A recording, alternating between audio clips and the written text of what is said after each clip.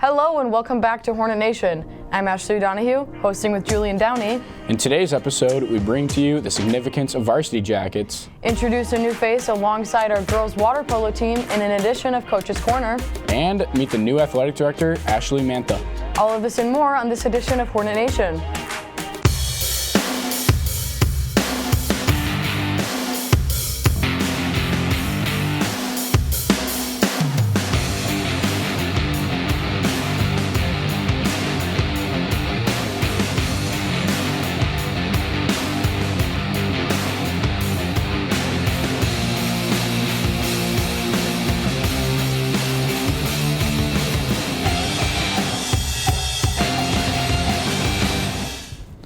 From Napoleon Dynamite to High School Musical and all the way to the hallways of Saline High School, we are all familiar with what a varsity jacket is and what it stands for.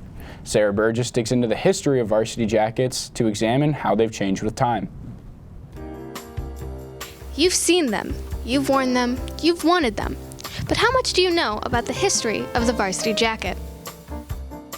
The Letterman jacket that we're familiar with now is far from the first instance of the prestigious varsity symbol. In fact, the term Letterman traces all the way back to 1865, where the Harvard baseball team began sewing the letter H onto the center of their uniforms. These Letterman sweaters were a far cry from the leather-sleeved, heavy jackets we have today. These sweaters became a sign of prestige on campus, and although everyone on the team had a sweater, only the top players got to keep theirs. Everyone else had to return their jackets at the end of the season. Eventually, the button-up cardigan overtook the sweater in popularity, and the letter was moved from the center to the left. With the rising popularity within other universities, the demand for sturdier uniforms arose with them, and by 1930, the Letterman took the form we all know and love today. From there, the term varsity jacket was coined as they became more and more popular among other sports. The rest? Well, that's history. Reporting for Hornet Nation, I'm Sarah Burgess. Back to you in the studio. If you're looking to find and order your very own varsity jacket, visit SalineSpirit.com. Thank you, Sarah, for the fascinating history lesson. With the spring season continuing, Hornet Nation brings you our current scores. Saline's softball team faced off in a doubleheader against Huron, defeating the River Rats in their first game 21-0, along with a strong finish in Game 2, leading to a final score of 20-3. That's quite the way to kick off Saline's spring season. The girls' soccer team had a showdown against Monroe High School. Defeating the Trojans, the varsity girls won 8-0. What an outstanding win for our girls.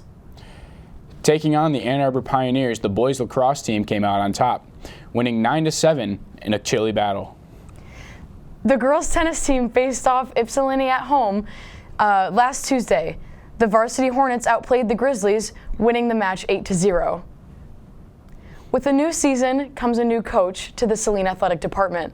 Today, Quinn Johnson brings us to the pool deck on this segment of Coach's Corner.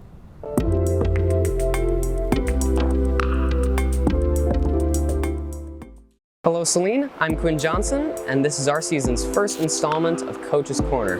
With me is Coach Alan Littlejohn. Thanks for joining me, Coach. Yeah, of course. Thanks for having me. So, what's it like coaching co-op team? Yeah, so I coach the girls Saline Milan co-op team, and I would say for the most part it's not any different than coaching a non-co-op team. We really focus on being one team instead of two schools.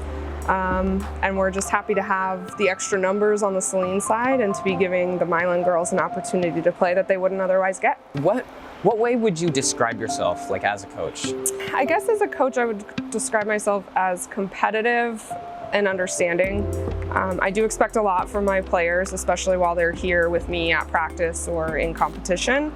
But I try to be conscientious of the fact that this is not the only thing they have going on in their lives, and they may have other priorities or things that they need to get done outside of the pool. What is your coaching style? Is there some strategies you implement or whatever?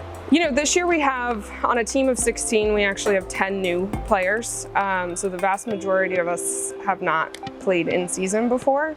So my strategy and focus this year has really been fundamental skill work and then a progression of building strategy week after week.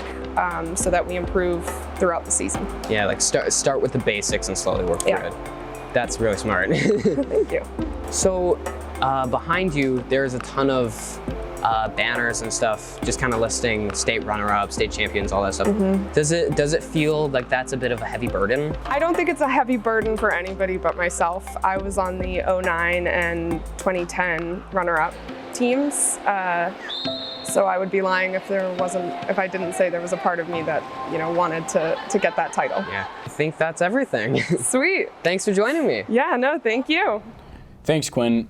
Looking forward to the splash Coach Littlejohn will make within the program. We previously presented a segment on the new Assistant Athletic Director, Mr. Pike. In the time between, Celine was searching for a new athletic director. Today, we introduce our new AD. Following the resignation of former athletic director Andrew Parrish, Celine's athletic department had quite the makeover, hiring Ashley Mantha, the former educator and teacher at Ann Arbor Public Schools, as the new athletic director. I've always wanted to be an athletic director. That's one of my career goals. So coaching, teaching has all brought me towards this. I do live in Ann Arbor, so it's fairly close. It wasn't, having to do a 2-hour drive to work kind of thing. But in the big picture, Celine is just a top 10 program in the state. I want to be part of something amazing like that and continue to grow it as well. So to be part of something like a big D1 school has always been my goal. Miss Mantha's coaching experience, which led the Skyline golf team to a 2021 state title, makes her well-equipped for the job. So I've been a coach for 12 years previous to this, boys and girls varsity golf, so 2 different seasons, 23 seasons total. So that was my coaching experience. I've only been at Skyline High School as a coach. Miss Mantha's education background also makes her the perfect fit. My first year was at James Madison University, which is down in Virginia. It was sports management, so specifically kinesiology, business, and computer information systems. Took a couple years, did some other jobs, and then I realized I wanted to be a teacher. So I went back for my teaching degree, taught for a bit, and then went back for my master's degree. 3 different degrees of all that kind of come into one awesome spot. Finally, Miss Mantha talked about some goals for the department as a whole. We really want to bring some initiatives in to help focus on a more positive culture kind of thing. Whether that's mental health, diversity, empowerment, just trying to make Celine even better than it already is. We look forward to seeing the growth the athletic department makes for Celine High School. Reporting for Hornet Nation, I'm Aiden Burke. Back to you in the studio. On top of winning the Division I state title with the Skyline boys golf team, Miss Mantha was named the 2021 Michigan Interscholastic Golf Coaches Association Coach of the Year. We're happy to have her joining us here at Celine. Well, that's all for this show. Tune in to our next show on May 11th. Be sure to follow us on Twitter for the latest show updates at Nation Hornet, as well as on Instagram and YouTube at Celine Video. Signing off, I'm Ashley O'Donoghue. And I'm Julian Downey. Have a great day, Hornets.